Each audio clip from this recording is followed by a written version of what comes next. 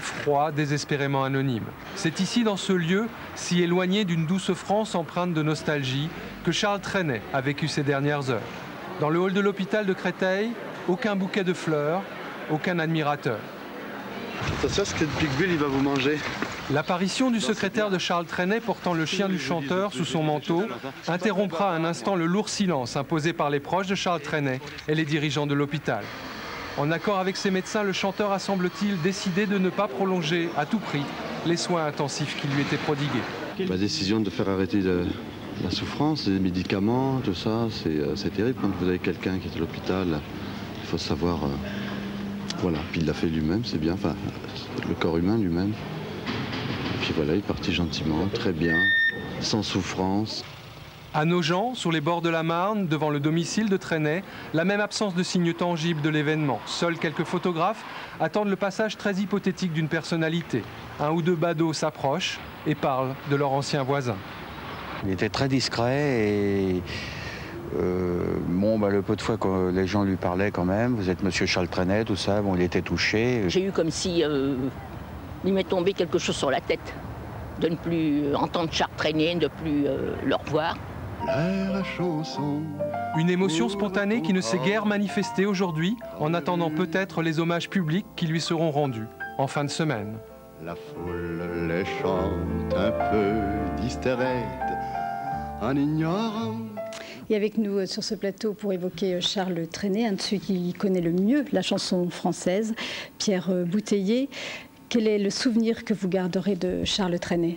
D'abord, je voudrais vous dire que je ne suis peut-être pas l'un de ceux qui connaît le mieux la chanson française. Il y a de beaucoup plus compétents que moi, comme Pessis qui vient de passer.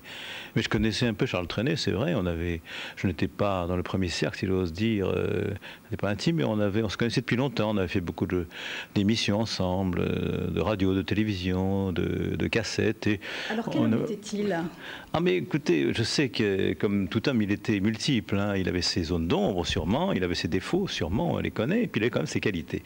Moi, j'ai eu la chance de ne connaître que ses qualités parce qu'on se voyait dans des relations d'une part professionnelles, puisqu'on a fait, je vous dis, j'ai fait une soirée thématique sur Arte pour son sujet. J'ai fait... Mais vous l'avez côtoyé aussi intimement, c'est-à-dire que vous déjeuniez avec lui, oui, vous partagez vous savez tout bouffes. de ma vie. Je l'ai connu, écoutez, on peut le dire. Il avait un grand ami, un chirurgien esthétique qui s'appelait Jean Boivin, qui a disparu maintenant. Et je connaissais un peu la famille Boivin. Et c'est par cette famille-là que ce jour, je me suis trouvé à la table de Trenet. Et je l'ai connu personnellement à ce moment-là. Il savait qui j'étais, bien sûr, je savais qui il était aussi. Et comme il y avait des déjeuners réguliers chez ces gens-là, qui était un très grand chirurgien esthétique, qui a refait l'esthétique, je dirais, du tout Paris, de la musique, du théâtre et du cinéma, et de Charles Trenet. Et chaque année, il me racontait, il disait, je t'en supplie, Jean, tu pourrais pas me tirer encore un peu là? L'autre disait, non, écoute, arrêtons, si je continue, ça va mal finir. Il était très client. Et on est devenus comme ça amis. Enfin, amis, non, je sais pas. C'est toujours facile de faire parler les morts et de dire qu'on était le plus grand ami d'un grand homme qui vient de mourir. Mais enfin, on a noué une relation. Moi, j'ai une admiration éperdue. Pour moi, c'est le plus grand. Et je crois qu'il m'estimait un peu pour mon travail de journaliste. Et il aimait les bonnes bouffes. Ah, ça oui, il n'était pas le seul, mais c'était un joyeux convive. Parce que moi, personne ne pouvait suivre. Enfin, en tout cas, pas moi, parce que il faisait qu'un repas par jour, mais il durait 7 heures. Hein. Il y avait je ne sais combien d'entrées, de plats, de vins différents, d'alcool, beaucoup. Vous savez qu'il marchait je ne sais pas si on peut citer, je ne crois pas, on ne peut pas citer de marque, mais une boisson quand même alcoolisée et sucrée, pour laquelle il avait fait d'ailleurs une chanson publicitaire, et peut-être qu'il avait un contrat à vie avec eux, il en buvait, paraît-il, dit la légende, 2 bouteilles par jour. Alors parlons de son œuvre, de ses refrains très gais, mais derrière ces chansons, il perce une certaine mélancolie, une certaine tristesse. Oui, c'est-à-dire que c'est un faux gay, mais c'est pas un entièrement triste. Il pense effectivement que la société, le monde n'est pas gay, mais on va tout faire pour le rendre plus gay. Vous savez, il me fait penser à cette phrase célèbre de je ne sais plus qui disait « Pourquoi voulez-vous s'obstiner à prendre au sérieux une existence dont de toute façon nous ne sortirons pas vivants ?» C'était un peu ça, Charles Trenet. Il a tout fait pour conjurer l'inéluctable qui est arrivé il y a peu de temps et faire en sorte que traverser la vie dans les meilleures conditions possibles avec un talent, un génie extraordinaire.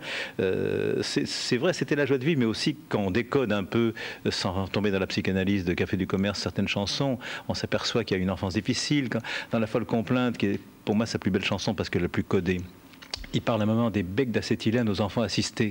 Tout est dit sur une enfance difficile. À un moment, et à la fin, complainte, il dit je n'ai pas su. Je n'ai pas su répondre à tel ou tel attrait ou quelque chose comme ça. Il n'a pas su à tel ou tel attrait. Vous voyez, donc il est conscient de sa particularité. Et il l'avoue en termes voilés avec un talent infini. Et ça se termine la chanson par Poussière était mon nom, qui était cette obsession de la mort. Vous savez, quand vous écoutez Il y a de la joie, je crois, ou je chante, je ne sais plus, mais il y a une phrase où il dit Ficelle, tu m'as sauvé de la vie. Tu m'as sauvé de la vie. C'est le suicide. Moi, on pourrait continuer comme ça à décoder, mais c'était un être fascinant. Merci Pierre Bouteiller pour ce témoignage. Charles Trenet était un homme du Sud. Sa maison natale à Narbonne est aujourd'hui un musée. Il y a vécu jusqu'à l'âge de 7 ans. Par la suite, il s'y rendait régulièrement.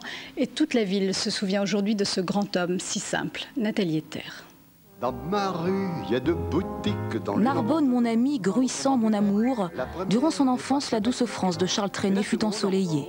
Né à Narbonne en 1913, le chanteur y a toujours conservé ce pied-à-terre. Jolie maison sans prétention, mais dont les murs ont entendu les toutes premières chansons. C'était au 13 de la rue Nancy, rebaptisé Charles Trenet il y a 10 ans. Il a tenu absolument à ce que sa maison soit au numéro 13. Et il a fallu renuméroter toutes les maisons de la rue. Et il est sorti un disque de 13 chansons, qui est sorti un 13. Il a sa voiture qui est immatriculée 13, dans le département des Bouches-du-Rhône pour avoir le 13. Il aime bien ce chiffre 13. Et Charles Trenet, et Guy Claude le connaît depuis longtemps, voisin, ami et collectionneur. C'est un peu le cas de tous les Narbonnais qui garderont un souvenir ému du chanteur. Quand on le voyait, il nous disait bonjour, et comme si... Vous voyez, il s'était pas... il s'en croyait, comment vous dire, il s'en croyait pas, quoi. C'était un être simple aussi, voilà, le mot simple, voilà. Quand il arrivait, on le savait qu'il arrivait. Surtout quand il oubliait les clés, il sonnait chez Madame Martin.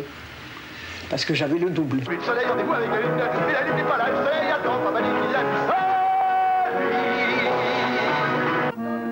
Et puis, il y a 3 mois, la maison au volet vert ouvrait ses portes au public. Près d'1 millier de personnes l'ont d'ores et déjà visité, beaucoup de Narbonnais et puis bien sûr des inconditionnels de Trenet. Je pense que pour lui, ce lieu était encore associé à beaucoup de souvenirs très gais d'enfance ou de périodes aussi passées avec sa maman ici, puisqu'elle est morte ici. Aujourd'hui, Charles Trenet a sans doute rejoint son jardin extraordinaire. Il y aura de la du soleil, mais aussi les vagues de sa région natale. On n'a pas le temps d'y voir, on la croque et puis bonsoir. On n'a pas le temps d'y voir, on la croque et puis bonsoir, les découvertes.